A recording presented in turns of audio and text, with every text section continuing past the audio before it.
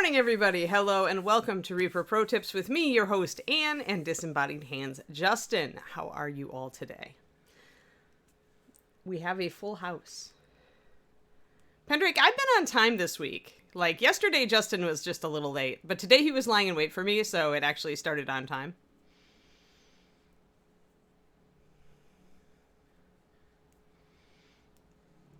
So it's just my medical stuff in the morning that kind of pushes a few weeks, haha, that would be good, a few minutes either way sometimes. So it's just, when is my body gonna wake up and like get going? Hello everybody.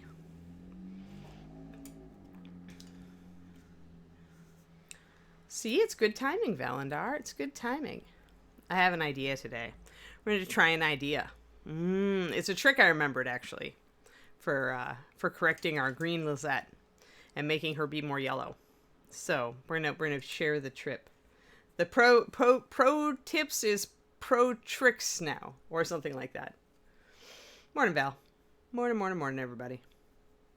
Alrighty. Let's see here. So we'll try this. Uh-oh, we're almost out of this color. It's because David uses too much of it. I'm stealing his color right now because I have a bottle of this, but it's not in my drawer, and I keep forgetting to put it there. It's Candlelight Yellow. So the trick is, let's share the trick. So right now we have a very yellow, we have a very green dress right now because, well, we still haven't covered up a lot of the green up here, even though we have down here. But if you decided you wanted to go with green shadows on your yellow, which is a very realistic thing to do, actually, because shadows tend to be gray, and gray layered over yellow tends to go slightly green. Then you can, if you don't want it to be too green, one thing you could do is introduce a slightly orangier yellow. So if you pop this into your midtones or glaze with it, you're going to essentially warm up your yellow. It's going to essentially turn a little bit against the green, and it will result in a more medium yellow dress and not as cold. Yeah, Candlelight is your MVP yellow anyway. I think it comes in the starter set. It comes in one of the sets that we recommend regularly on this show.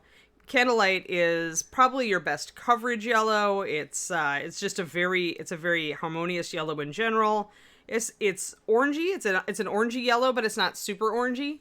Most people prefer orangey yellows anyway. If you want an equivalent to this, like over in the other side, you want to go with lemon yellow, which is definitely a colder yellow. See how warm and cold that is? Now, lemon has a lot more yellow or a lot more white in there, which is why it's also lighter. But you can see the difference in the yellow pigments. These are two different yellow pigments that you're dealing with here. It's not just like this yellow is mixed with green and this yellow is mixed with orange or anything. It's actually two different yellow pigments. So we're going to actually work with our lemon and our Candlelight. I think I may just do not a real green dress. That's cruel. I liked them before they were famous, Shadow Raven, because I was dating a Canadian and he knew who they were. Hey, crows. So I could do this a couple ways. If I wanted to not warm this up too much, I've got a couple options. I can glaze, or I can mix it with my lemon yellow. I think I do want a little bit of my lemon yellow in there. I'm gonna start with 2 drops and 2 drops. I'm gonna mix that up and I'm gonna make a glaze out of it. And I'm gonna apply that glaze over the top of my dress here. And what it's gonna do, because I've got an orangier yellow here, is that's going to fight with my green a little bit. Not too much, but it'll probably mute it out a little bit, and it won't be quite as powerful. So that's what I'm thinking. Yeah, I was thinking about this morning, and I remembered this old trick. So, and this is true no matter where you are, like not even just yellows, but if you are working with a cooler red and you find that it's just too purple, you could always glaze with a warmer red, bring things back up. It will mute out your purple shadows a little bit, but it will generally work. So if I mix these two colors together, Candlelight has a higher, the orangey yellow pigment has a higher, just a more punch. So it still ends up being quite orangey, but it's a little bit mitigated. So I'm going to take this and I'm going to build a glaze with it. Which usually means I grab not even a brush full. I just take my brush, whatever color is still on it, and I just transfer it over into another well. Then I add a big drop of water. That's probably even too much. Yellows and oranges, one thing to remember about them is they're much stronger than you think they are. Like, when you're base coating with them, you're like, oh man, this color's weak sauce. But then when you try to like do a glaze, it ends up being a lot, or to layer with it, it ends up being so much more strong than you anticipate. And so you're like, oh noes, you know, I went too far. So remember that they're stronger than they look, especially when you're trying to push transparency. They do go transparent very easily, which is why highlighting green with yellow works so very well, and highlighting red with orange works that same way. But you have to actually work to thin them a bit. They're not like just instantly going to go transparent. Lantern yellow is 9408. Bones 9408. Quindy's got the link.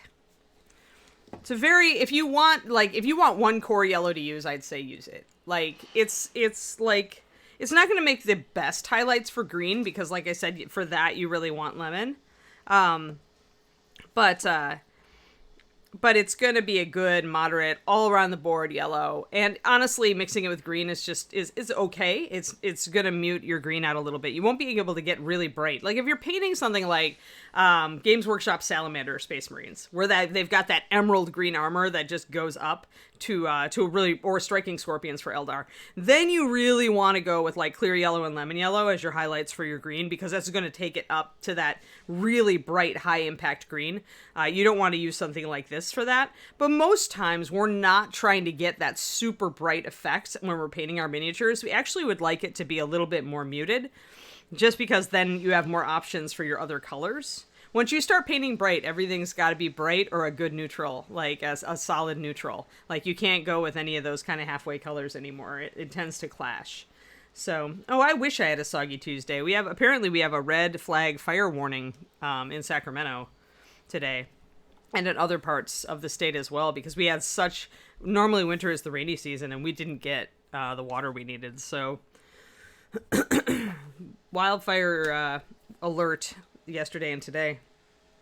I would like some of your rain, please. All right, so this is a glaze. See how thin this is falling off this palette? See how it only see how little it colors the side of the palette here where I've pulled it up onto it? This is what ceramic palettes are really good for, by the way, is it's easier, I think, to see how little that is. Like I just streaked it over the surface here. I feel like the ceramic palette gives me more room to kind of judge like exactly how thin my paint is. If I did this on a wet palette, two things would happen. Like one, the paper would wick some of the water out of my brush as I brushed it across. It would actually change the consistency. Or if I ran into a drop of water, it would actually water down my paint more. So it's not as good for judging your paint consistency with really thin paint. I mean, you can still get close enough. If you're really good with your wet palette, you're going to have an instinctual grasp on how thin it needs to be, which is why true wet palette, people who have been using wet palettes for years, like, can do everything with them, or almost. But I like this a little better if you're a beginner, because it lets you see things a little bit more and work with a paint consistency that stays at that consistency.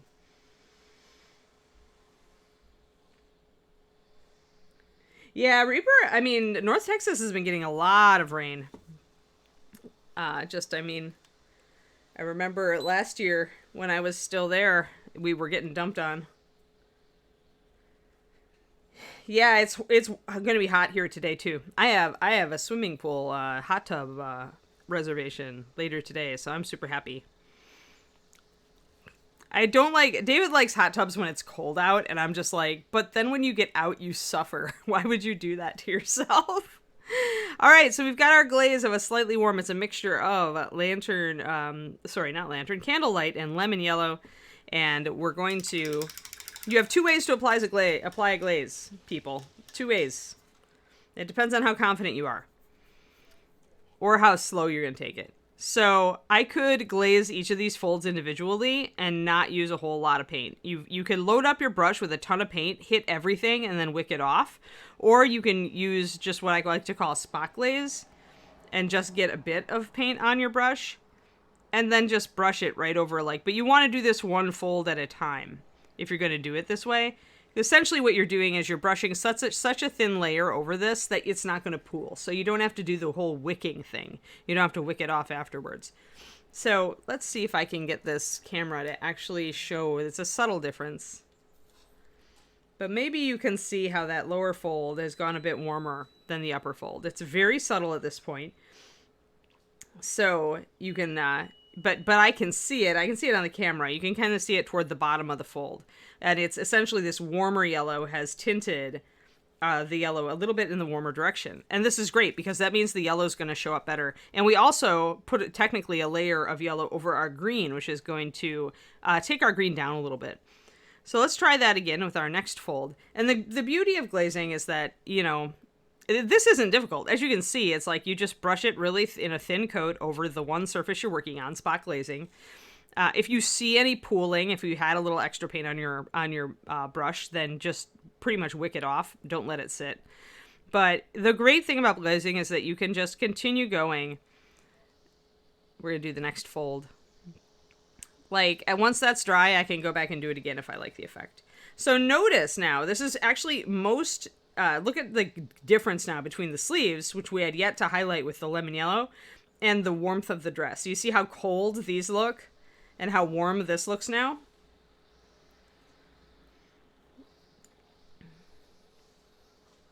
Yeah, we're heading for serious drought in California, I think, this year. But yeah, so this is essentially, I like this. I'm going to sit with it. That's what happens though, Krios. Your eye gets trained before your brain does and before your hand does. Like the eye always has a good sense of things, and then the execution is the hard part. This is true in both writing and painting. Like when you read a good book, you know that it's good. And like when you write a good passage, you know that it's, you know, good. Or when you write a bad passage, you know it's bad, but you don't know how to fix it yet. And it's the same with miniature painting. Just be ready for it. It's a thing that happens. Don't get frustrated with it. It's natural. Your eye will improve before your execution does. The way your execution improves is with practice, whereas your eye can just get better, you know, just by looking at stuff. So your eye has the edge, and that's why you can understand it, like you can sense it, but you can't like understand why. So it's execution on painting that enables you to really get an idea of how to achieve things that you otherwise see. And that's where a lot of people quit, like both in writing and painting and in many hobbies. They quit because their eye gets really good and they can tell that they're not doing stuff that's to the level that they want to, and they get frustrated with it and they quit. And that's the anti-answer. You will never get better unless you push past that. And it's something that in any art or craft, everybody hits it. Everybody hits it.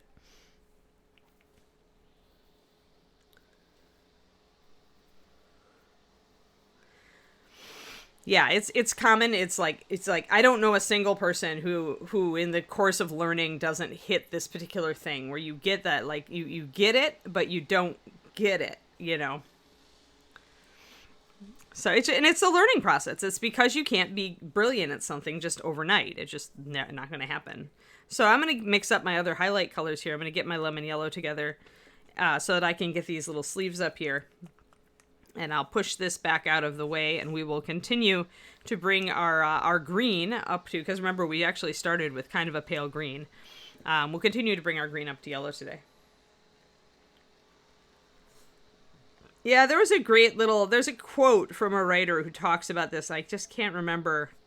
I used to have it saved in my writing docs, but essentially somebody made he talks about it in a lesson, like a video online. Somebody made it a little animated short, and it is about pushing past that barrier where your eye can tell that something isn't up to snuff, but not why, and you don't know how to execute on it. Just continuing. The only thing you can do is paint a lot. Continue to paint a lot and experiment. And people get like sad about that, but it's like, guys, this is the most enjoyable part of painting, right? It's like, you know, if you're painting, you're learning, you know, like if you're painting and you're at all conscious of it. I mean, if you're sitting there and binging on Netflix and kind of automatically putting down base coat colors, no, then you're not going to get anything out of it except maybe some brush control. But if you're painting and you're thinking about what you're doing, you're naturally going to improve and you're going to get a better sense.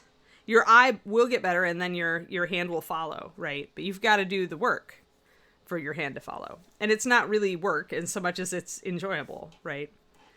It's just you can't be instantly where you want to be.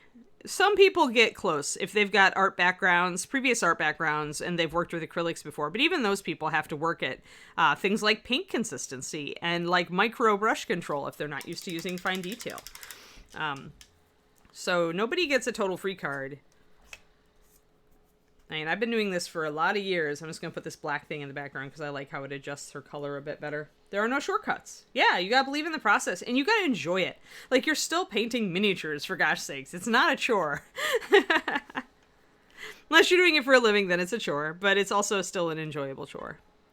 So I'm going to bring in my lemon yellow up here and start wiping out. Remember, we started just kind of wiping out the green by putting our highlights up above over it. You want to keep the shadow down under here, and you want to keep a shadow under the folds. I describe this stuff over and over again. I'm going to do a video on it, on placement of highlights, because it just seems that people are still kind of quizzical on it.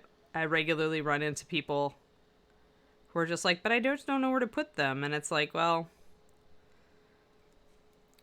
I used to kind of, I started out doing the GW style, where if it sticks out, you highlight it. And in reality, that's not a bad philosophy to start from.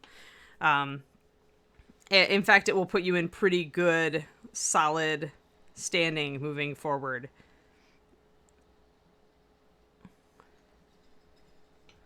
So first I'm just going to highlight the folds that are sticking out. This is like Games Workshop style, right? Where we're leaving the shadows inside of the folds and we're highlighting it where the cloth sticks out. So that's like the gaming highlight. It's the way of highlighting that I learned for D&D and Games Workshop.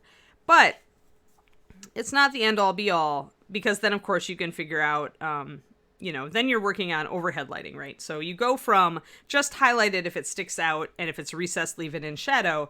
Then you turn around and you go, okay, so this is all good, but one of these folds is actually kind of facing upward. Would it still be that dark? And the answer is no, it wouldn't be. So then you start bringing that fold just a little bit up. You still leave it a little darker. It's still a fold. It's still probably blocking a little bit of the light. So it isn't so much the placement of your highlights and shadows changes with overhead lighting if you're coming from that gaming background. It's more that you it's the level of light or dark that you're working with. And like I said, I'm going to do a video on this with a demo. Yeah, Kariniko, I mean, you gotta not, if you are that type of person who is like gonna get depressed if they don't see like the progress they want, like, yeah, you just gotta take a step back and relax. Like, for me, the grind is enjoyable. Like, I have a certain competitive like urge, and so for me, trying to get better and better, like, I could always make some small step. Like, even if I totally failed on something, like, there would still be something I would learn from it. And that's the key. That's really the key. That's the mindset you want. You're like, hey, this didn't turn out, but you know what I learned? I learned that I should never shade yellow with black because it was terrible, right? Or whatever. So it really is mindset. It really is like, don't be hard on yourself. It's the unjudge. It's the hashtag unjudge. I should have worn my unjudged shirt today. Because when you're trying to get better, unjudging yourself is key. If you're afraid of failing, like, because you judge yourself, you're gonna, like, get much slower progress. You gotta just embrace the fail. And not view it as a fail, but view it as progress in its own way. So we're bringing up this yellow so that we can warm it up. Look how much more yellow this looks, guys. Like, the dress now looks yellow. All I did was glaze with one color. See? So, trick. Hey, Dogfather. You missed a lot. If you're interested in yellow, you got to go back to the beginning and start from the beginning after this is a VOD. Just saying. Just saying. Yeah, Big Apple, that's key. Keeping your old stuff so that you can see how far you've come is key. So we're highlighting with lemon yellow here. Yeah.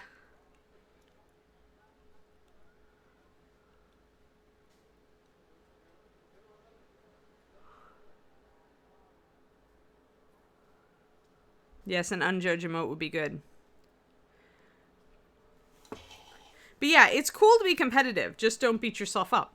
Like, it's cool to really want to make progress. It's cool to focus on progress. It's cool to try hard.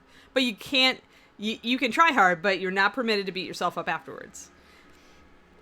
do the try hard and then say, okay, so this didn't work. Why didn't it work? Let's figure it out, or ask a friend, right? If you're on one at like the Reaper Discord, if you're on the Reaper Discord or my Discord, like just pop in to like work in progress or feedback or wherever, whatever, you know, channel is out there, and say, okay, guys, this didn't work. Can somebody help me troubleshoot why?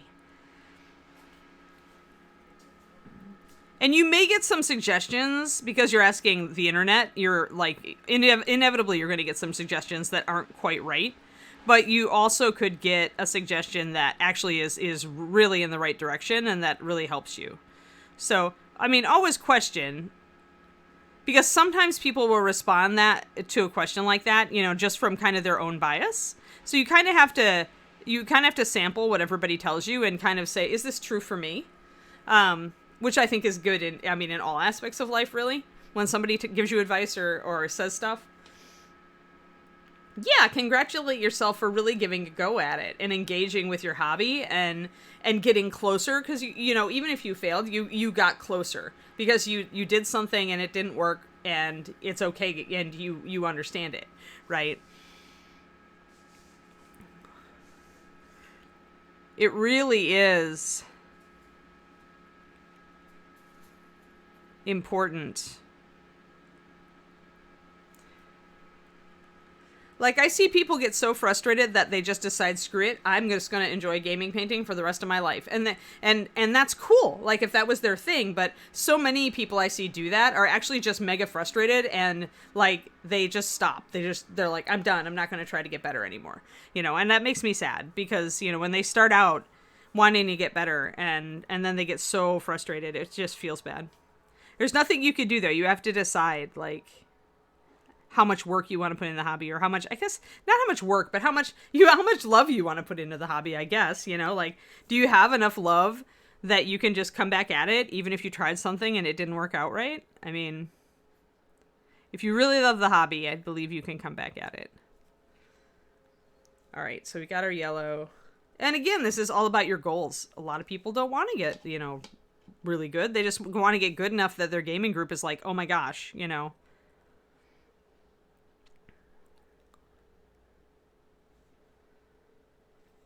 But if you are interested in, like, really painting something, painting consistently to a level that makes you super happy, which if you're like me is a high level, you know, then just don't be hard on yourself. Just don't be hard on yourself. It takes time.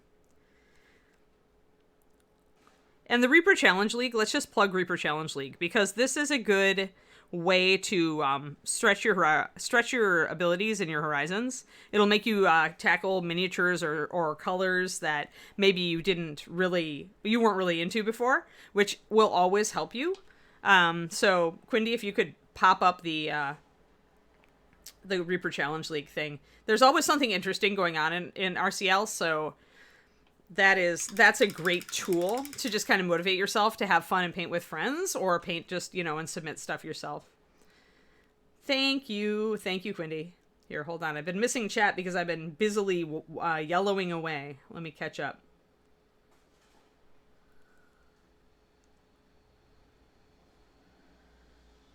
Competitive people are naturally hard on themselves, Dogfather. And it's just like, at that point, it's just, you got to step back and give yourself some room, right? Because often you're stressing yourself out too. Yep, Reaper forums are great for answers. Absolutely. Oh yeah, we needed to have Kidda as an added word. How was that not an added word? Hello, Thoramel. Yes, take everything you've painted in the last 6 months or so, put it in a line, and you see the progress. Yeah, and you know what? If you take a picture of it, Bob and Julie have an excellent point. If you can't figure out immediately what the next technique you want to work on is from looking at your stuff, show people and say, okay, this is the stuff I've been doing. What's my next technique? What should I work on next? And again, you'll probably get a couple different answers, but those will give you options, and then you can choose. Yeah, well, that's what Sealer is for, Zen. and you know what? I always had a really kind of pragmatic view of gaming miniatures. I'm like, I painted it the first time. If an edge chips off, it's not a big deal. I can touch it up, right? It's still gonna look good. It's not like they're gonna like take it and like rub it over sandpaper. Well, maybe they are if you work on if you play on a gaming surface that's like sandpaper, right? Hey, GVD, happy subiversary, happy subiversary, happy subiversary, happy subiversary, GVD with the 12-month subiversary. I throw confetti into the air. I don't have the right emote. Yeah, let's get that out of your mouth. Exactly, right. Oh, yeah. Is that that's the Kirill one, right? Letonics, that one has such a good rep, and it keeps being out of stock. I have to double check. Actually, you've reminded me. I'm going to write it down on a sticky note. Because it is expensive, but if it's the Kirill one, oh my god, Kirill's such a pro. Like, the workshop I took with Kirill was better than, like, did more for my painting than any of the other workshops that I took. Now, he definitely is a high-level painter, but it can be so inspirational, too, to look at his stuff and understand how high the ceiling is in this hobby. And you can get there. I mean, you can get there. So, yeah. Yep, they do, GVD, because Kirill loves our paint. Because when he came for the workshop, Ed gave him everything. Like, he sent him everything afterwards. And Kirill's like, I love this paint. I need more of it. So, yeah. And so Kirill loves our paint and regularly pushes it. I think he's really kind of the force that is getting people in Europe more into Master Series. And it's a little harder to get over there, although you can certainly order it through our Reaper website. That's the UK portal. We're working on that, right? Like, we make as much available as we can. We keep shipping it. Keep buying it. But yeah, it's a lovely, lovely book. And because I'm such a Kirill fangirl, because he's my favorite, like, Eurasian painter, I guess, right now. Although Darren Hahn is getting up there because he's really good. And there's a couple others. but yeah, so, by all means, that's a, I mean, it is pricey. Maybe ask for your birthday or Christmas or something. Kirill Knave, Kirill, K-I-R-I-L-L. If you go and look him up on Facebook, if you're on Facebook, you can see he posts a lot of work in progress pictures. Oh, bonsai. I love bonsai. Let's see here. Yeah, Painting Club is definitely good. Yeah, thank you, Quindy. So yeah, Kirill loves our paint, and he is also like one of the top, he's regularly in the top 5 painters in the world, so his stuff will blow your mind. Especially his non-metallic metals. He will blow your mind. And of all of the paint styles out there in like Europe and Asia, I really, really like his. And he's an awesome guy.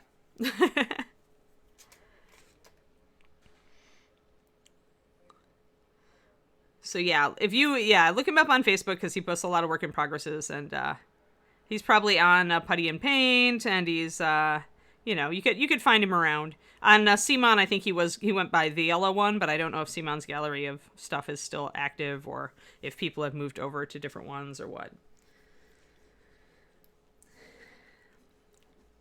Yeah, Kirill's awesome, and he's just so good. All right, so now I need to get my green back because we had mixed up a bit of wilderness, as I recall, because I didn't put all the darker shading into the back here. But see the front now. You can still see, actually, now that I've highlighted, I've brought a lot of yellow up onto these areas, and I've knocked back a bit of the green. They're looking more yellow, but you can still see that this looks more convincingly yellow than this does, because the cool yellow is feeding off of the green. Okay, found him on Putty and Paint. Yeah, Kirill does amazing work.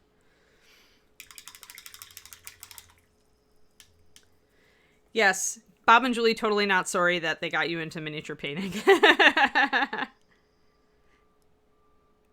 Oh yeah, sorry. Yeah, Kirill's stuff's amazing. And like I said, he's a great guy too, so I love to endorse Kirill. So yeah, the book is expensive, but it also seems to be a monster book, like really, really big. So probably worth it. The David has the AK kind of scenic basing and dioramas book. And it's just mind-blowing. Like, if you want ideas, there's just some really, like, mind-blowing stuff and fantastic stuff in there for really pushing diorama bases and stuff like that. So, in general, I would say that I have a favorable view of their publications.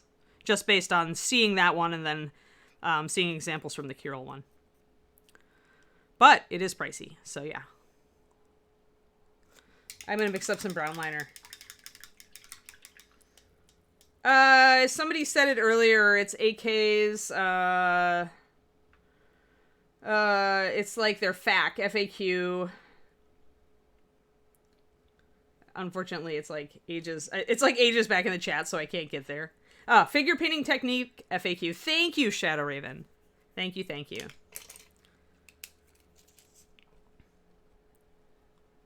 Yeah, so if you are a beginner, it may be, you know, that Kirill's doing a lot of stuff that's like way out of your wheelhouse.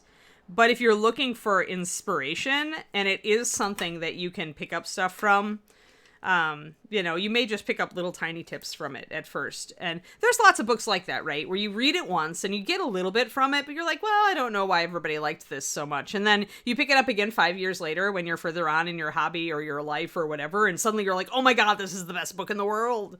Just because, you know, it speaks more to you then, right? I think the best books are like that. Oh yeah, colors and transitions are worth it. Good, Lord Nobody. That's good. So then they've got some good publications. Excellent.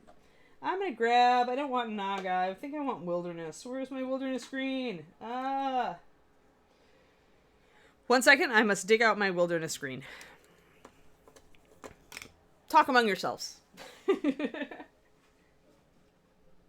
Where are you, Wilderness screen? There you are. And I guess I could grab... I think I was working with Dungeon Slime, because everybody loves Dungeon Slime. There's no reason not to work with Dungeon Slime if you can. Like...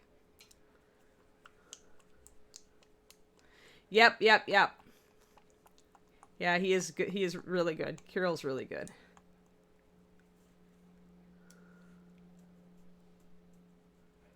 $18.94. I don't think Val's that old. He might have pulled a Rip Van Winkle, maybe. V went to sleep back in 1894 and woke up and was totally thrilled that he could paint miniatures now.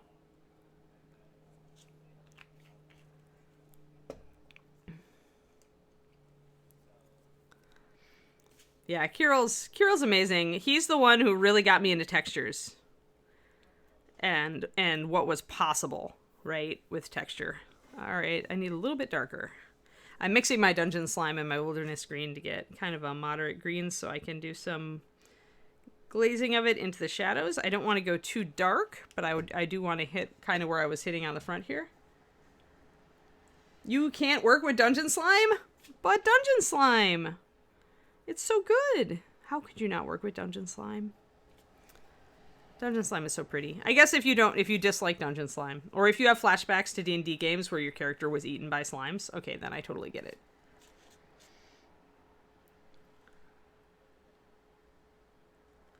Yeah, it's a very expensive book. It is, Jelly.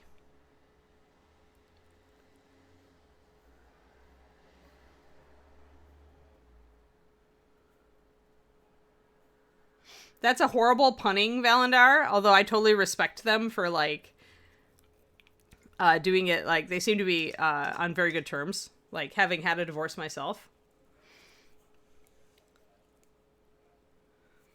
Yes, Dungeon Slime. It's really good. It's great to highlight greens with. Yes, Dungeon Slime, you need it. Unless you get flashbacks to bad D&D games. Or from, isn't Tomb of Horrors where green slimes can eat you? Yeah.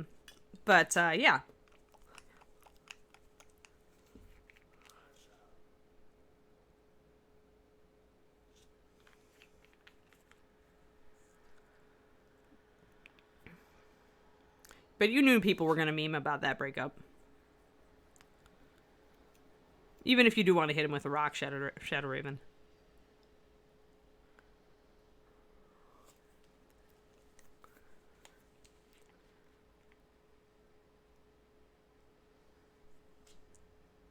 I still am kind of continuing to, like, push this down.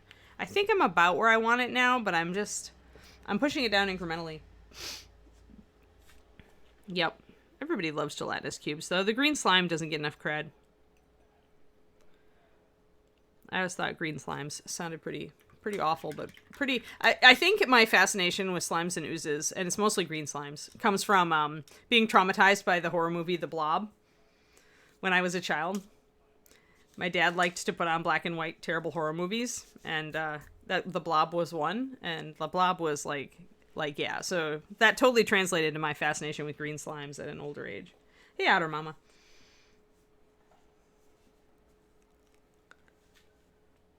Alrighty.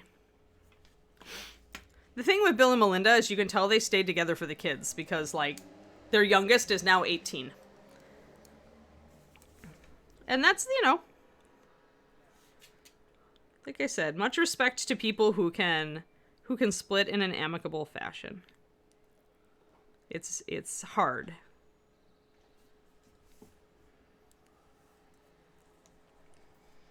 The Blob movie, yep, it's terrible. It's terrible.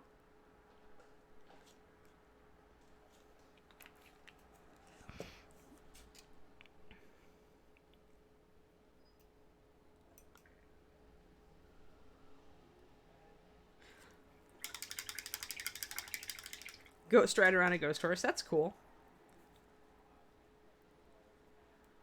Rumph, that's funny. That's what the Patreon is for, Jelly. Like, that's, like, if there were notes from my streams, then, like, I would, like, it would be, like, there wouldn't be anything left for the Patreon. You can always take notes, though. I mean, that's your answer right there, is to just take notes. We'd leave it up to you. But yeah, some of the stuff that I'm talking about with the shading and highlighting on cloth, I'm gonna, like I said, that'll be this month's $2 video. And since I mentioned the Patreon, I'm going to just plug it now. I have a Patreon. I just released my special offer yesterday, so there is now a mega 13-page PDF on non-metallic metal Sky Earth that I was doing on She'll Make a Cameo, Ms. Templar Bust. So it's also, I tried very hard to give useful information on basic NMM at the front. So hopefully it'll be useful to you, even if you're not in a position to try Sky Earth anytime soon. But yeah, so if you sign up at the $10 level, you get that plus 2 years of content. It's patreon.com/paintingbig. And big thank you to all of you who are already patrons. You keep me going, literally. You keep me going. This is the reason that I can continue to do this and don't have to get a real job. Yet. Without the Patreon, I'd be sunk. I wouldn't be able to do these streams anymore or anything, because I'd probably have to get a job that I had to go to work in the morning. So yes, we totally want to keep Anne free from corporate America, as Derek Schubert was saying the other day. Good. Oh, nice. They have an annual Blob Fest? That would be traumatic for me. There's a Facebook page for Unjudged. It's probably for self-help. Because it's all about the help of the self.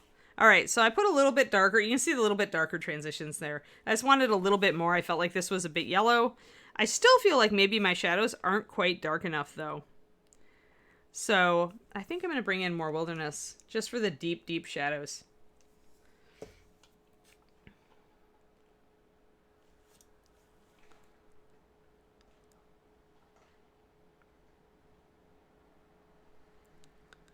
And I'm going to do my shallow shadows first, though.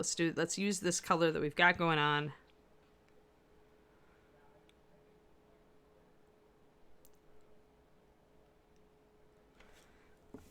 I love the weather today. It's going to be in the 80s. And it's just like, I'm just such a summer baby. I don't know. My birthday is in June, so summer is just a happy time. Summer might end up being my favorite season here. I don't know.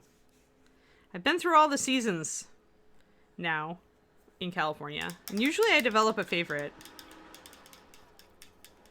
Oh, yeah. It's Unjudge Me. The song is Pendrake, I think.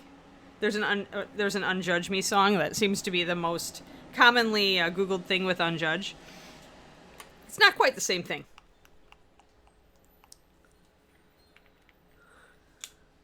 So if we were going to do it, we would want to make it Unjudge Yourself. Because that would be the opposite. You aren't ordering somebody else to unjudge you. You are, you are asking people to not judge themselves, which is more in the spirit of becoming a better painter and person. Self-helper can be pretty hokey, but you know, it is like, it's there, it's a thing.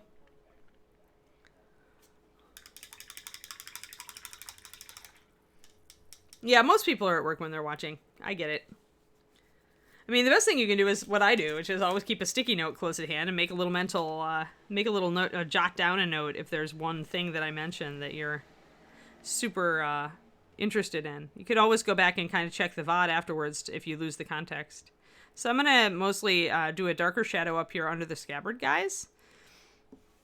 So highlights and shadows, remember, if it sticks out, highlight it.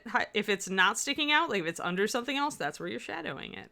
So it's not as hard as you think.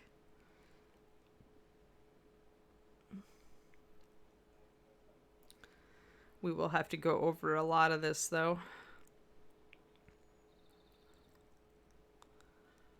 With more yellow. Then we greened ourselves out. On the front, we're looking good. We're going to have to do a glaze. So remember, we glazed down here to make this look a lot more yellow and less green. Up here, we're still looking like kind of a pale green. So we're going to glaze with our mixture. Remember, it's a mixture of Candlelight Yellow 9408 and Lemon Yellow 9009. So it's actually crossing the streams. We are doing both bones and core in this mix. There is an intentional aspect to that. Lemon Yellow is our original highlight, and it is a greenish yellow pigment, and the Candlelight Yellow is an orangish yellow pigment. So we are crossing the streams on purpose. I had a little bit too much paint on here, so I have to wick off any excess. Remember, you never want your glazes to pool. Ever. See if my glaze is strong enough. I think it is. Now, the other thing we're going to do today is we're going to use our Wilderness Green to block in the bodice here. And also the interior of the dress. And we're going to go with a dark, rich green for that, because it's going to also make the dress look more yellow. That's the other trick. If you have a color and you're like, arg, this yellow is too green, this red is too orange, if you find that you put then green or orange on the model in a different place, you can shift your perception of that. So now I'm going to take dry off my brush, and I'm going to just kind of wick off little bits of pooling color here and there. You never want your glazes to dry like this, or it'll give you coffee stains, watermarks. So always wick off your excess, just with little feather light touches of your brush. Usually I try to go around the edges because that's where fluid's going to pool. Now we're getting much more yellow. That's a yellow dress for sure. It's a cooler yellow dress, but not a real green dress, because that would be crueler, not cooler. Hello, Snowbird. Snowbird.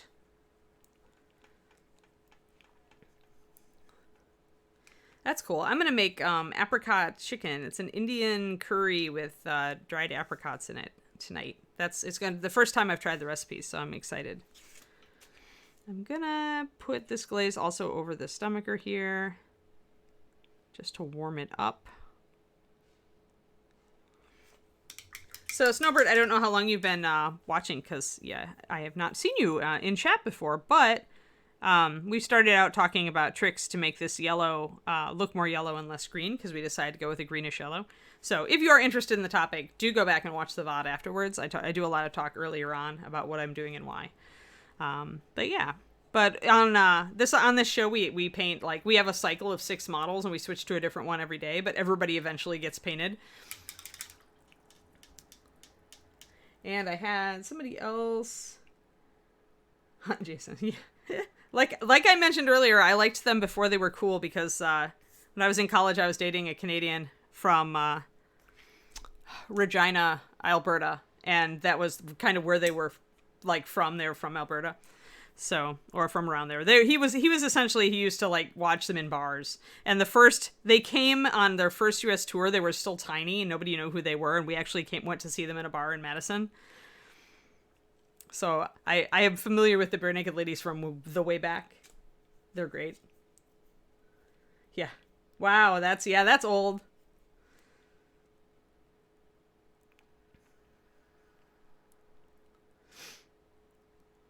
Oh, sorry, Saskatchewan. Thanks. I blocked it out. They're from Toronto. Interesting. Well, they used to tour then a lot in Saskatchewan because he said they would do a lot of stuff around where he grew up. I was getting Saskatchewan mixed up with Alberta. They're so close together. I'm sure every Canadian watching this stream is now horribly offended, but, you know, guys, come on. I don't live in your country. I just have friends there. And I've always been terrible with geography. All of the brain cells that I put into becoming a good miniature painter I took from geography. Took from geography. So, like, my geography is horrible. Do not use me as an example for your kids if you're trying to get them to learn where things are in the world. I am not that person. Where is my water? Yeah, that's true. It wasn't like I called you Nova Scotian. But most of my friends, I think I got mixed up just because most of my friends are in Alberta right now. The Canadian friends I still have. It's ironic that I'm not great at Canadian geography just because my family, like the Forster family, is originally emigrated to Canada, like in Ontario. So there are still a ton of Forsters up there, like in Canada.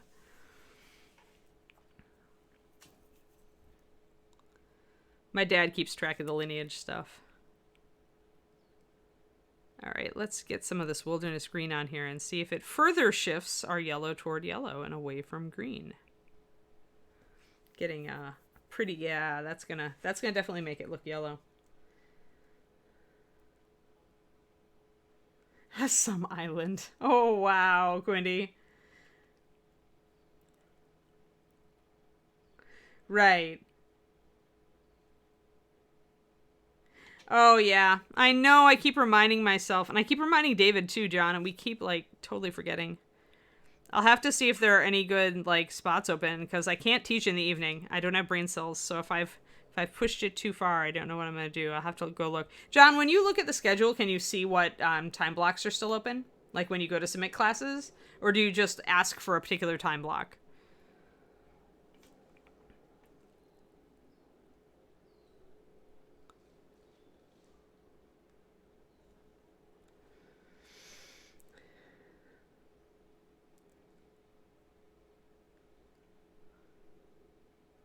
I think between us we probably set it 3 times.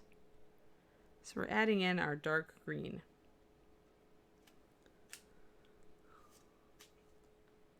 Dark green.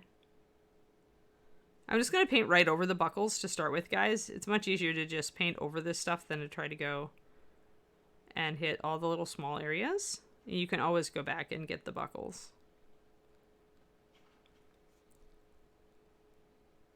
Yeah, I'll probably just teach a couple Dogfather, assuming I can get decent slots.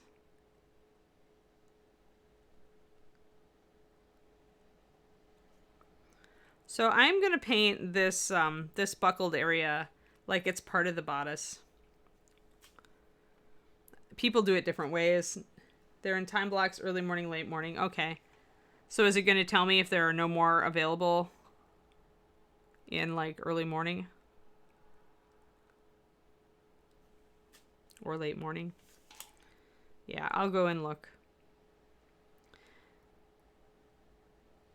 I've been pretty slammed for the last week with the Patreon stuff, so trying to get that PDF done to my satisfaction. But now I'm out of excuses, and the beginning of the month always gives me a little bit more breathing room, so there we go. So now our dress is coming up more yellow.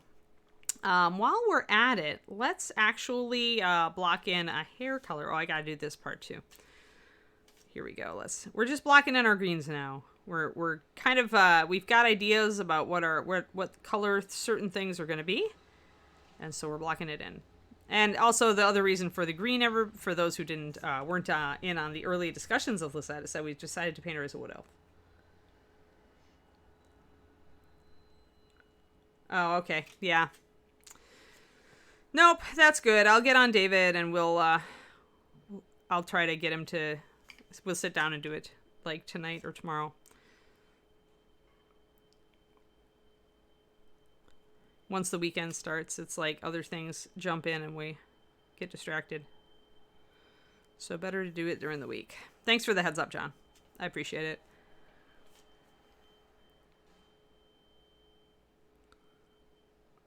But wait, now I have to figure out what I want to teach. But that's okay. Thanks to you guys, I have so many cool suggestions.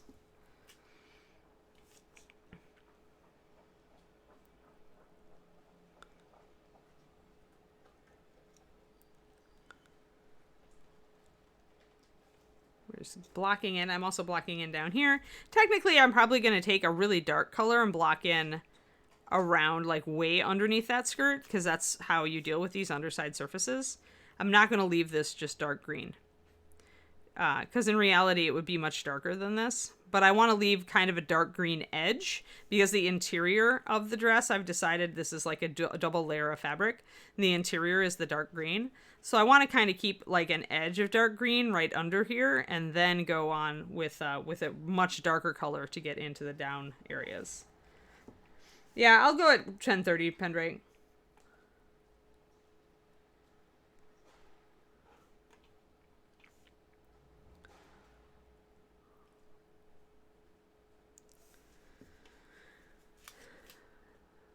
So yeah, I'm starting with a dark green here so I can leave just a little bit.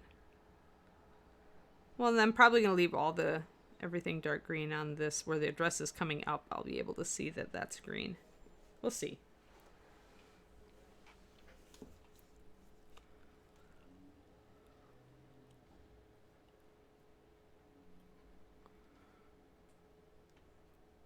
All right. So we've got our dark green on. Did I forget to put it anywhere? Nope. All right. So for the hair, I decided to go very light because if I go dark, I'm going to be pulling attention down, and I want to pull attention up here. I'm probably going to lighten the highlights on her skin to help with that, but I also, this is why dark elves have silver hair, but it's like, you know, to pull the eye up here. But I decided what I was going to do is grab some of this wilderness green and add white to it and see how it comes up. I might add a little lemon yellow as well. She wants to travel today. It's the hobby holder. When I lay it on its side, it just wants to roll. My desk is probably a little bit off kilter.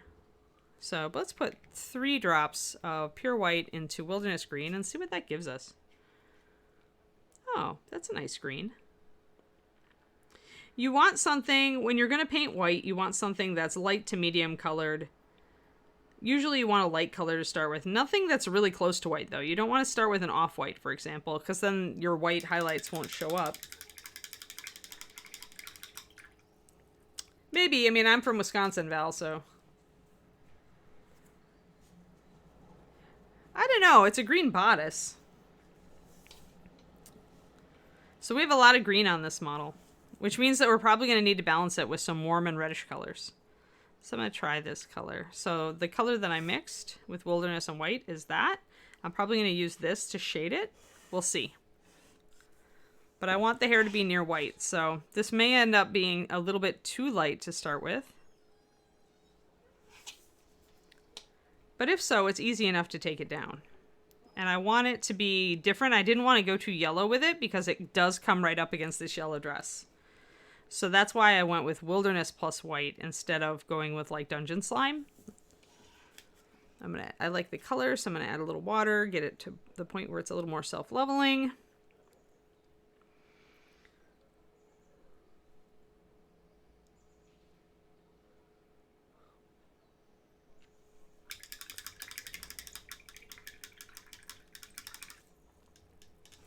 Definitely going to be a different take on Lisette than we've seen elsewhere, so.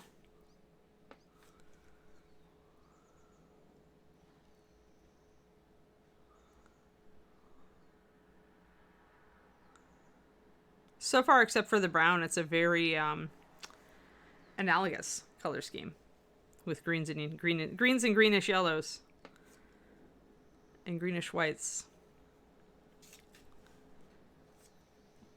So again, I'm painting directly over the Bones USA material, which actually takes paint great. I'm not priming. The model has been washed. But it's actually taking paint fantastic. I think it takes paint better than the original Bones, actually.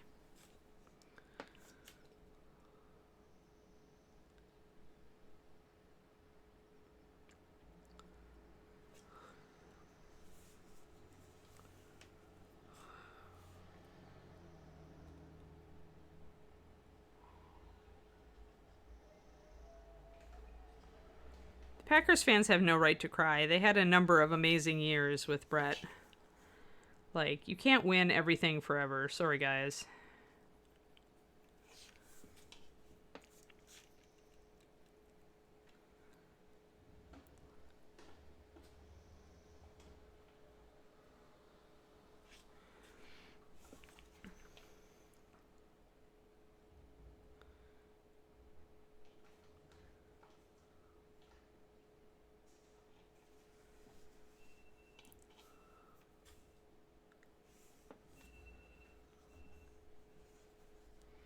Yeah, I can see that when you're like, especially, I don't know how it works with football players, but you know, if you're locked into a contract and you think you could get more, or maybe you just are tired of the team culture with the org you're in.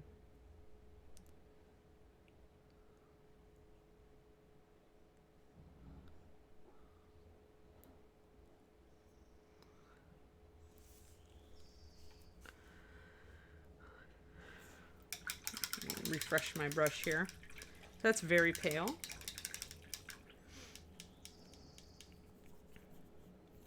I don't follow football. My sports are esports, so.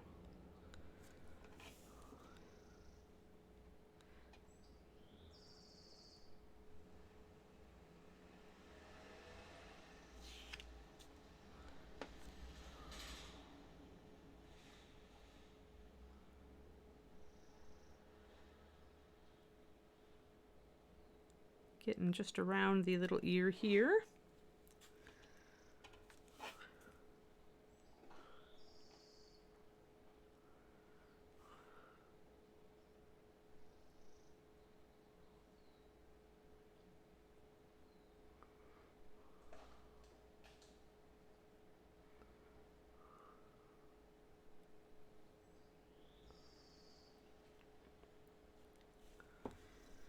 Alrighty.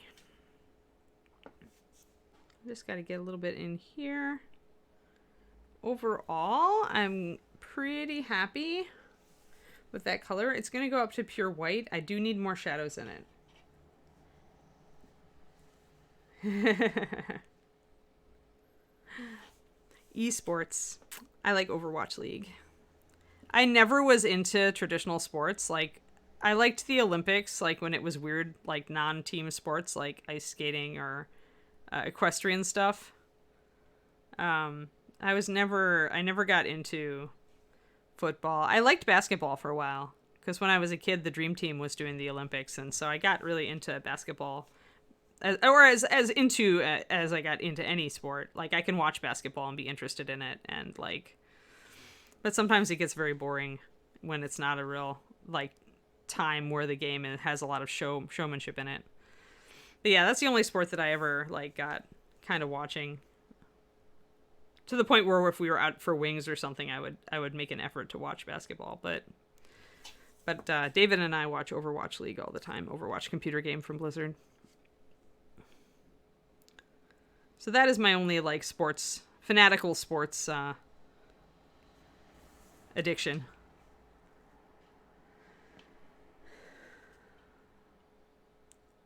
We do both. We play Overwatch and we I think if you play the game, you actually have a better understanding of the competitive scene, just because like those guys are so good and it lets you really appreciate what they can do. I get just like I bet it's the same with if you played like a sport in like high school or college, and then you later you just watch the pros and you're just like, holy crap, those guys are good.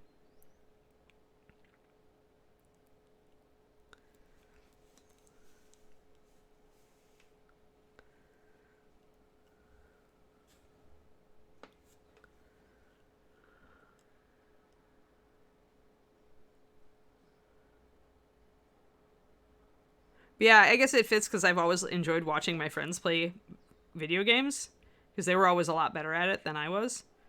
So now this is just transitioned to me. I have to like the game, though. Like, I can't watch... Call of Duty is a much bigger esports community than Overwatch League, but I'm not a fan of Call of Duty, so it's like, I am a fan of Overwatch.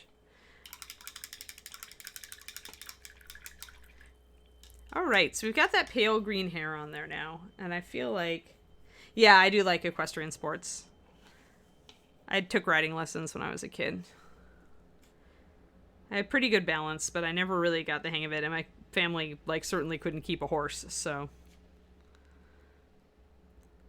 I'm gonna take this, shade that I used on the dress, and I'm gonna bring it up and see if I can put it some places here. It has a fair bit of wilderness in it, so it should work well as a shadow for the hair.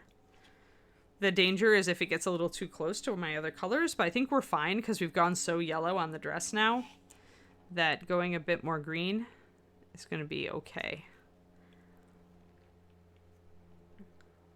Oh no. Yeah, Dragon Eye. Yeah, rock climbing at its highest. David made me sit down and watch Dawnwall. If you ever want to be thoroughly disturbed by how abused somebody's body gets doing high-level rock climbing, where they go up the face of El Capitan in Yosemite, it's it's harrowing.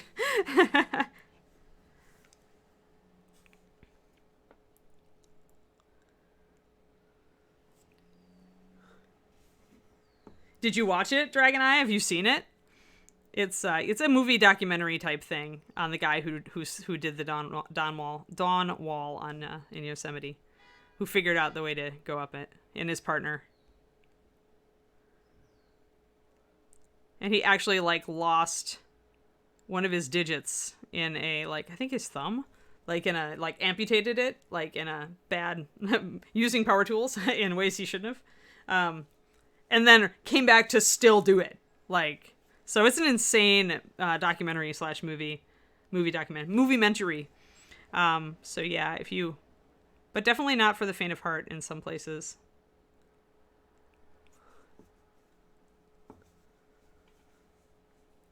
Yeah, and I was not a sports person. I was always arts, music, theater. I recognized early that I didn't really have much aptitude for sports, and so I didn't enjoy them that much. And I went the other way because I did enjoy writing and drama and theater and forensics. My brother played football until he had his first semi-injury, and then he was like, you know what? I'm going golf from here on out. He's a very smart man, my brother. So yeah. I think my family is very conscious of not doing a lot of injuries.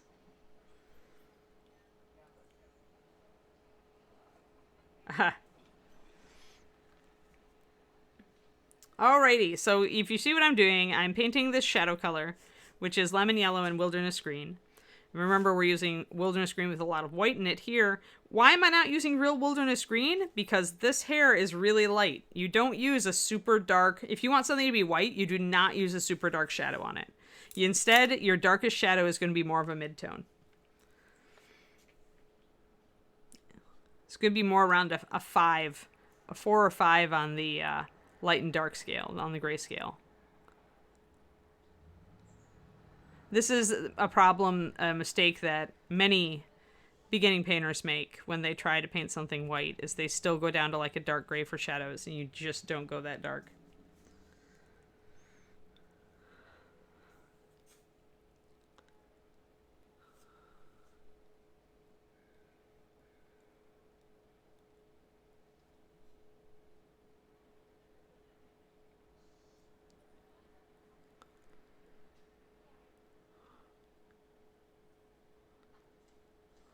Alright, so I brought a lot of darker green in, and I've pretty much painted it in wherever the hair is kind of bunching up and casting a little bit of shadow.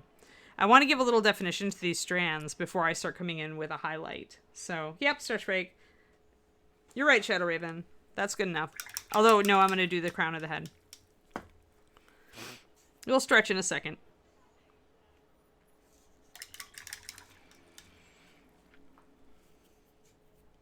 I had the window open here today because it's going to be really hot outside, and the breeze was really cool this morning.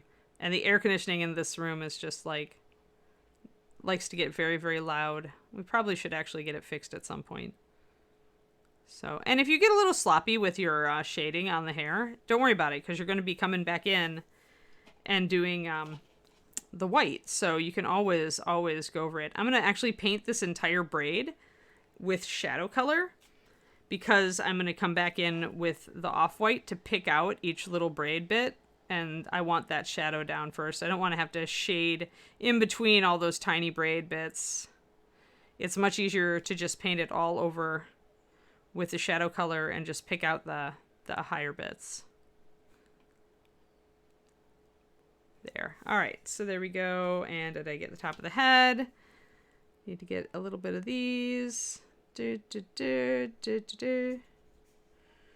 think we've got it. Yeah, there we go.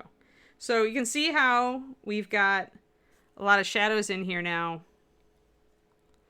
Her hair has gone a shade darker because we've added in these shadows. It doesn't look as light anymore. But when we bring the white back in, oh, I see a spot I missed. When we bring the white back in after our stretch break, we'll see how that shifts back. So as you apply shadows and then as you apply highlights, your color shifts. This is something that happens because you're covering up a lot of the area.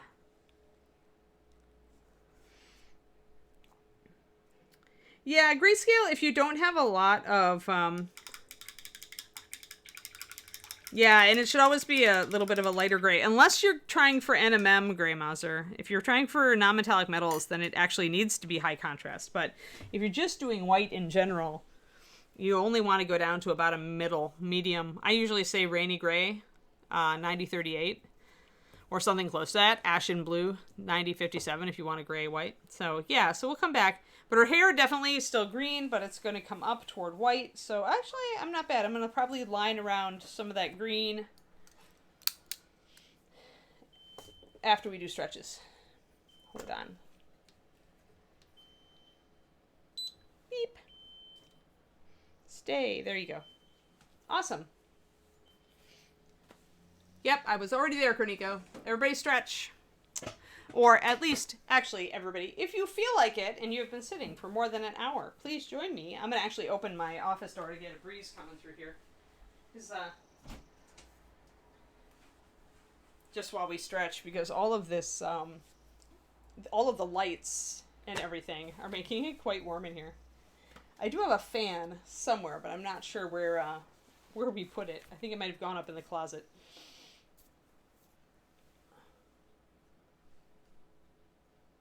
Yes, listen to Quindy, or listen to Darth Abacus Bot. Check out the YouTube.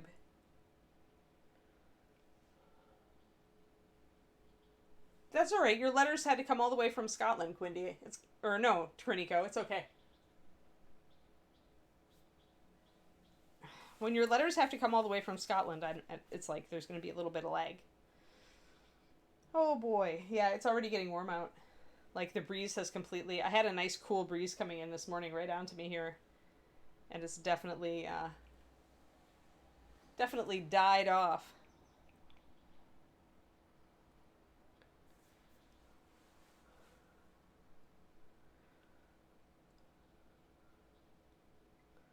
But yeah, do some little stretches. Get yourself a new drink.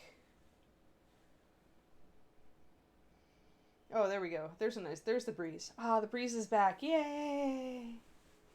I'm gonna go do my floor stuff.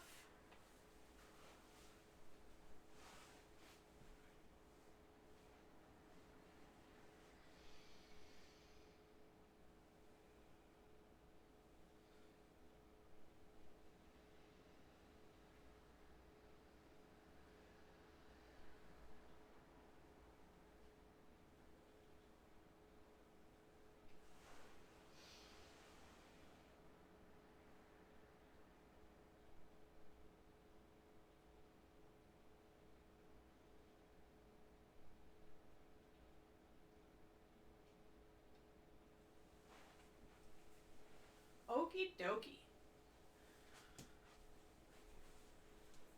I am tempted to keep the window and the door open a little longer just to air it out in here. But I can't disrupt David, so if he's in a meeting, then I might have to close the door. So we'll see.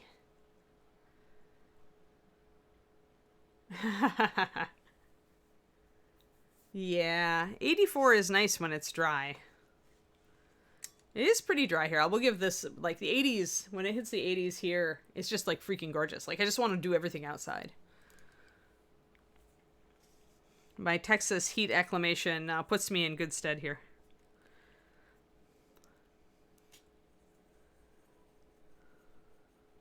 Alrighty, gonna get my glaze ready. We're working on a bunch of stuff today, but we're getting some progress done on Lizette.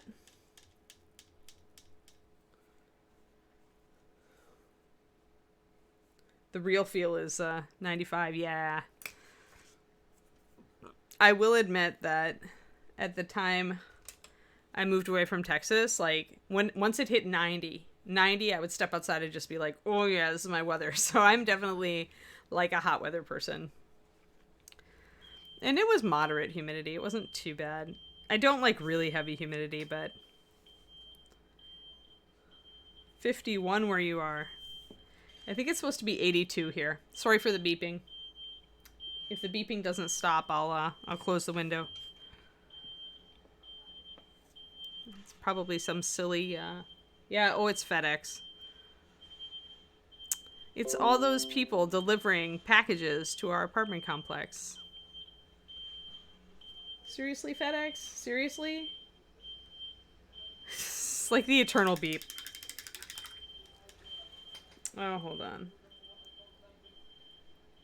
Alrighty. Stupid Wisconsin. Yeah, well, that's where my parents are right now.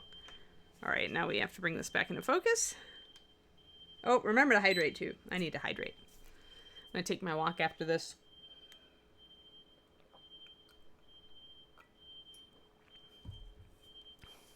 Beautiful weather just makes me happier. I can't help it. I definitely get that whole winter kind of depressed thing going on. There we go. The beeping is done.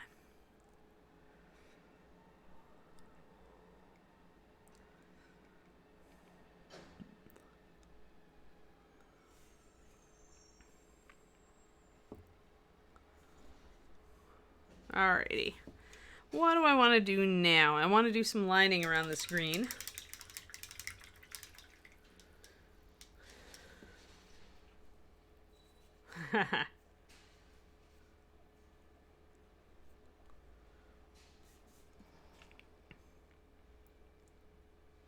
So I'm using brown liner today. I've lined around a lot of this stuff already. My liner needs actually to be a little thinner. If you find you can't draw a really thin line with a color, guys, it's because your paint's too thick. You can have the best brush tip in the world, but if your paint is too thick, you're going to get a wobbly, thicker line. So you do need to thin. Well, Hank, thank you, Angelo. Thanks for the Prime sub. We appreciate it. I have not seen you before. Hi, I'm Anne. I work for Reaper. I made their paint line. I was their staff painter for a long time.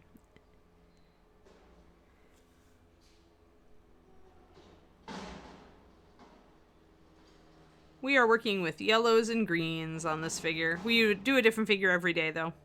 We do, we have a rotation of about 6. Just trimming up this edge, guys, since it got a little bit choppy.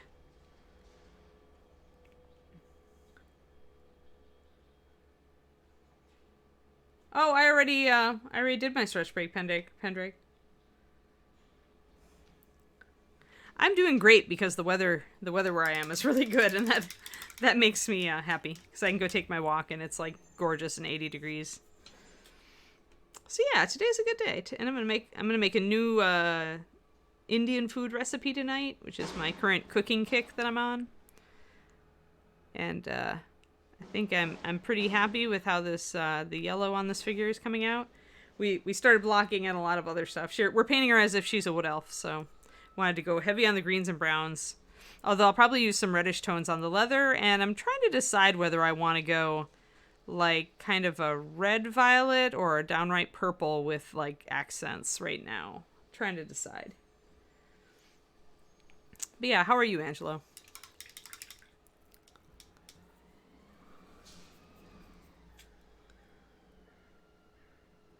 grab some liner. And now that my liner is thinner, I can get a much better, more controlled line, so smoother line on these details, on these bodice details.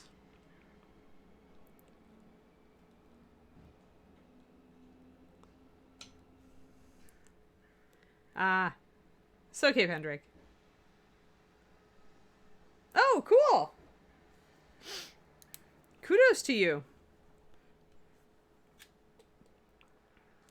Yay for nurses. You guys are getting so, like, just blasted lately with all of the medical stuff and stress. I think I read that a lot of nurses are just, like, thinking about retiring early after all this stuff. And I would not blame them, but yeah, kudos to you for doing the hard job, because the medical profession is not easy. I've been in and out of the medical system here with issues over the years, and I really appreciate all the doctors and nurses who have been fantastic for me. Good, hardworking people.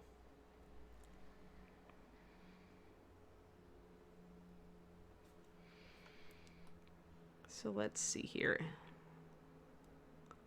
There we go. So I'm just putting some lining in here to bring out some details. I'm getting in on these buckles now, and there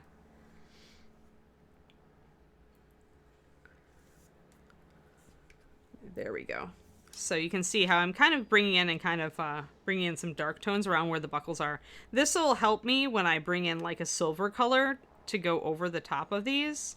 Having this black or dark line around them will help to make the buckle stand out better once I add in that lighter color. So this is what I meant when I said that it's a lot easier to just paint the green over the whole thing here and then go over it with, say, your dark, and then you bring in a really thin line of like pale gray over the top of that.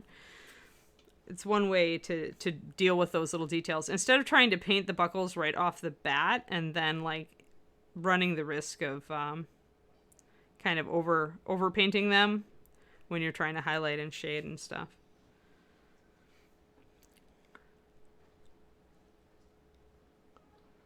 I find it easier to just do the whole green base coat or whatever your color is first and paint right over them, and then just come back in and do this and start picking them out there. Oh, good, Cookie. Grats. Yeah, we are a terribly wholesome crowd here, Angelo. We are, it's good people. Reaper fans are good people.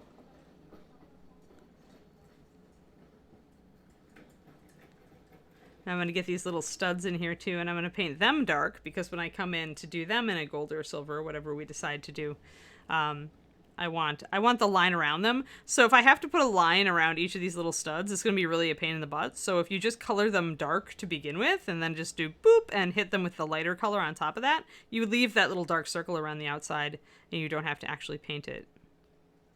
All the little tricks. Today's tricks and tips. Just going to get those buckles a little darker. There we are. So when I do the one up here on this belt, I'm going to paint the whole thing brown, and then I'm going to do this same kind of thing. Yeah, Shadow Raven, enjoy your lunch. Yeah, my second shot is on Sunday, and David's, my guy, is on Friday. Excitement. We're thinking we need to take a little bit of a driving vacation after a couple weeks after that.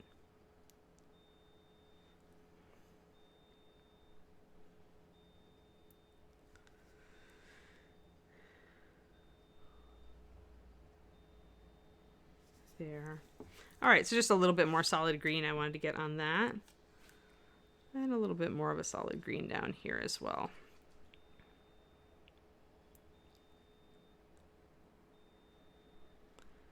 There.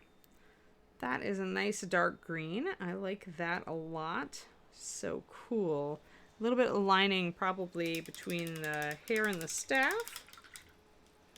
May the 4th be with you too, Splintered Brush. Yeah.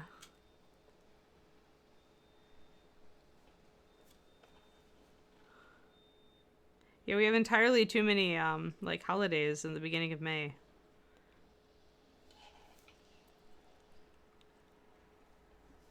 I did get my fajita steak for Steako de Mayo. David and I decided that it could be Cinco de Steako or Steako de Mayo, but that Steako de Mayo sounded better. Though really it's just fajita steak, so it's not real steak. But we do love our fajitas. Margarita cupcakes with tequila. Oh boy, Nomad Zeke. So putting a little line between just to separate these guys out. Like obviously the dress here is a really close color to the hair. And so if you can put a little line between the two, then you've separated those things. I opened the door, David, just because I was losing the breeze and it was getting really hot in here. I can plug in my laptop. Okay. As long as I'm not disturbing you out there.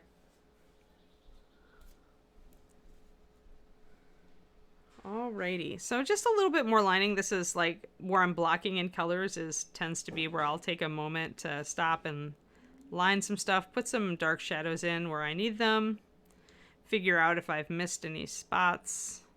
Like I can see right now that I missed a yellow spot here on her hip. See it? This should be part of the dress right there. So that's another thing lining is good for, is kind of like figuring out, like, did I actually paint everything this color that needs to be this color? Sometimes the answer is a rueful, oh, no. Ah, tacos. Sounds like everybody's making fun food for Cinco de Mayo. I love homemade guacamole. David had a really good recipe for it, so now I've memorized his recipe.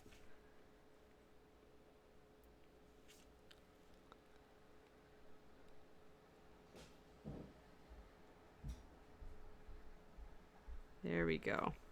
So just a real thin line going down there. We've already put a little bit darker green shadows. This is where you get a little perilous because yellow doesn't cover very well. So if your dark line like blorfs onto this pale surface, take some white first and go over the dark line with white and then lay your yellow down again. It's a much easier way to touch it up because your yellow's never going to cover over this dark color. Not without a fight. And putting the white down just makes it a lot faster. So yeah, I like to line as I go just to kind of separate out all the different areas. Ground turkey tacos on leaf lettuce. Yummy. I like lettuce wrap tacos. I like what I've been doing on low carb is they're not cheap, but they're an egg and cauliflower flour, like fake tortilla, and they're only like 8 calories each. I forget what they're called, but there's a couple different brands, usually in the refrigerated health food and breads section. So I do those, and David does regular tortillas because I have to be the gluten-free.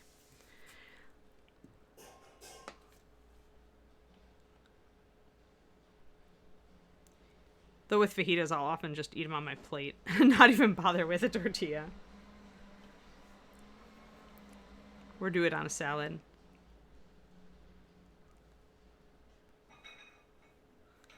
Alright, so see, got that nice line around there. Helps separate everything out.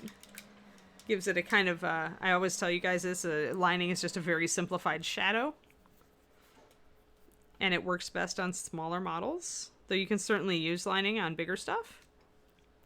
And I often do, but with bigger models, I'll often soften it a bit or make it a little bit lighter. Like thin it a bit, make it more subtle, make it more of a natural shadow, less of a stark line. Little models, because you're trying so hard to bring out the details with all these little things, lining works really well on this. Still, you could just decide to do very like light versus dark on a lot of your model and not really go with the lining. If you are always going back and forth between a light color, medium color, and a very dark color, you can get away without it. But you're probably still going to want to shade and create some really dark shadows then. Like if I decided not to line this model, I would probably need to really darken this color, and whatever color I did for the scabbard, I'd want to make that quite dark as well, so that you got this demarcation here. Yeah, air fried cauliflower sounds. See, I need an air fryer. I'm gonna have to like figure out what I can get rid of to make room for an air fryer. Because air fried cauliflower sounds great. I mean, I do cauliflower rice so much anyway. I eat a lot of cauliflower, but air fried cauliflower sounds really tasty. Alrighty. That's coming along. Lining is more or less, I do want to block in. I really feel like that is part of her dress there. So I am going to grab a little bit of my green and a little bit of my yellow and paint that in there.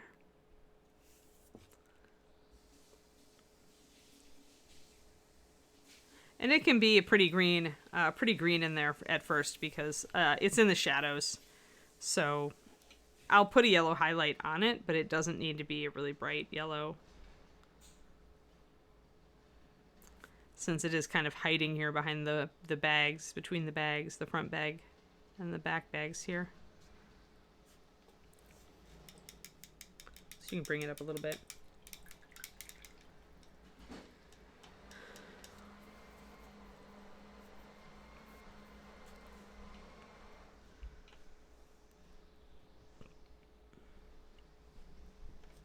Alrighty, and a little bit of another highlight with the real lemon yellow.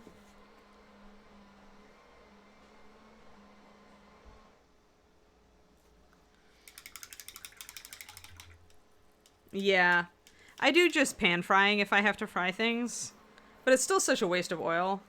I really would like an air fryer. We fry just enough, like, to make me want one.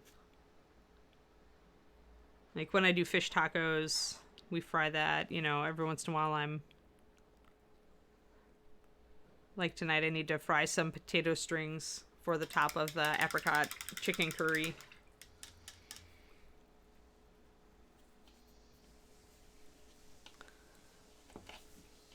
Alrighty.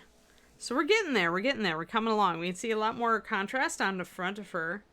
I kind of like this hair color. I'm going to grab some white and try to bring up the crown of the head. We have like just a couple more minutes. Hold on while she gets blurry. She can get blurry for a second while I mix up a little bit of white, guys. Tomorrow is our genie. We're back to genie. Probably work on her gold. I don't know. We'll figure out what I feel like working on when we get there. She's getting close though. Like we have to do the back of her, but I still need to take green stuff and fill in her butt. But that's alright. I've got a fair bit of green stuffing that I need to do now, and that's when I typically will sit down and just do a day of green stuff.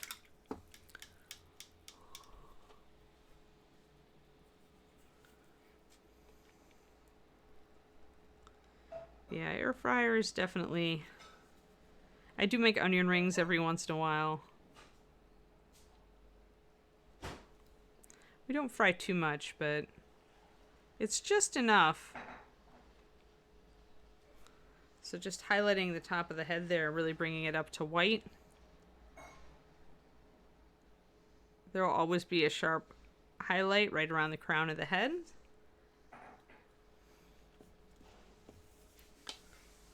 And then we want to bring out a little bit to the side here.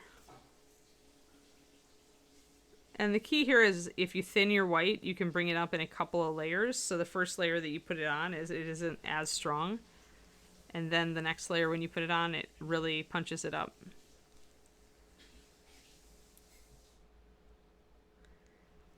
Yep, have fun, crows. She's getting there. She's getting there.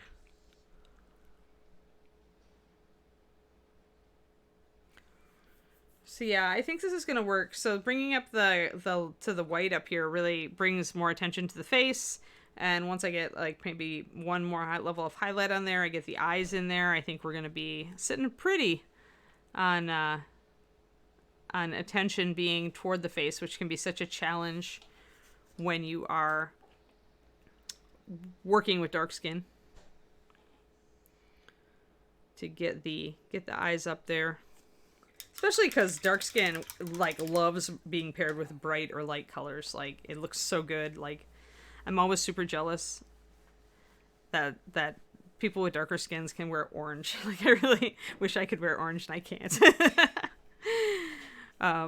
But just some of the really awesome colors that I cannot wear when you're painting a dark skin tone you can get away with. So just putting, when you come back on the braids, I'm coming back with my initial base coat, but you can go from there up to white. And you're just trying to dab a little bit of color on each of the little braid bits, which is a lot easier than trying to line around each of the little braid bits. So yeah, she's really green. This is the closest thing to an analogous color scheme that I've done in a long time. I normally don't like them. And analogous color schemes, we'll end actually on that, and then we'll go looking for some stuff. So an analogous color scheme, guys, is like a split complementary. So on your color wheel, here, we'll just end up with a little bit of color lesson here. So we've got a split complementary, this narrow triangle, right? But then an analogous scheme, you just use like this part of it. So an analogous scheme in our case, what we're doing, let me turn our little thing around here. There we go, right about there. So since we're only using the broad end of the tall narrow triangle, what our analogous color scheme is these three colors, right? So we've got our yellow, we've got yellow-green, and we've got green. In our case, we're going in with a dark green here, and we're going with a lighter yellow here. We're kind of going off the rails a little bit by putting in our brown, which technically, see, brown is actually an orange. So we've shoved it a little farther, but even then, if you look at it, we're really only using half the color wheel for this paint job. That's the half of the color wheel we're using. And what we're doing to create contrast instead, since we're not going with, the closest complements we're doing is like orange and dark green. So technically her skin tone, which is more of a brown, is, it's more like kind of halfway between these two. Green and orange they work well together because they're part of a secondary triad. That's green, orange, purple. So the green and the orange technically are the closest things, like the wilderness green and her skin tone are the closest things to being apart from each other on the color wheel. Everything else is in the middle here.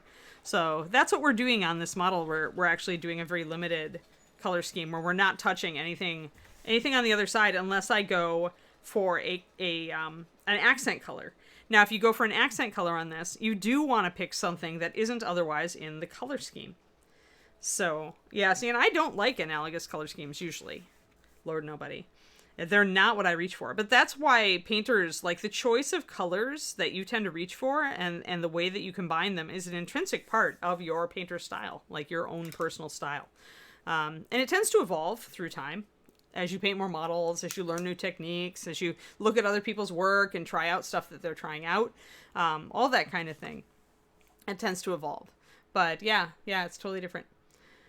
So yeah, so that's what we're doing on this scheme. So that's how we'll just kind of like wrap up here and pop that there. And yeah, today we warmed up. We showed you a trick to make our yellow go less green and more yellow with using the mixture of warmer colors in there, different yellow pigment. We blocked in our green so that we could also notice how it's making our yellow look a lot more yellow, right? It's, again, what it does is when you introduce this stronger green, the green shadows in your yellow become de-emphasized because of the contrast. It pushes the green away from that. So then the contrast locks in and you see yellow.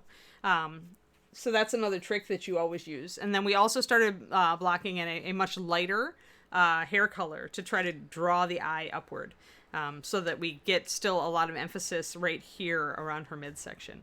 Yeah, so that is what we did today. Tomorrow will be Genie Day.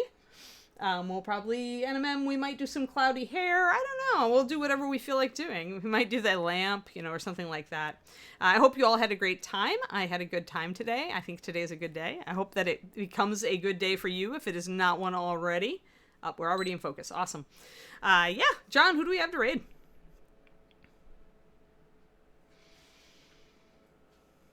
You are welcome, everybody. I hope this was a fun one. I hope this was a fun one for all of you. We are fixing a raid. Fixin' to.